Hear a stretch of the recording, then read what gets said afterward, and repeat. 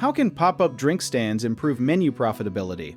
The fastest way is to trim your menu down to a handful of high-margin drinks, price using cost percentages instead of guesswork, and upsell add-ons like extra flavor shots or toppings at every single order.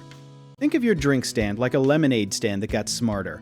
Every drink you sell should cost you very little to make but still feel special to the customer. So instead of offering 20 different flavors, pick your top sellers and make those amazing. You want to know exactly how much each cup costs you in ice, syrup, cups, and straws, then price your drinks so that ingredient cost is only around a quarter of what you charge.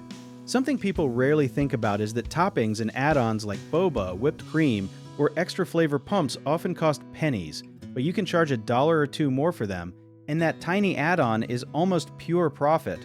Another trick nobody talks about is bundling, where you pair a drink with a small snack for a combo price that feels like a deal, but actually raises your average sale. You should also watch your slowest selling drinks closely, because those ingredients sitting around not being used are quietly costing you money every single day. One big caution is ice and cup costs sneaking up on you without you noticing, so weigh your ingredients weekly and adjust prices the moment costs rise. Another important thing is location traffic changing throughout the day, so track your busiest hours and staff or stock accordingly instead of guessing.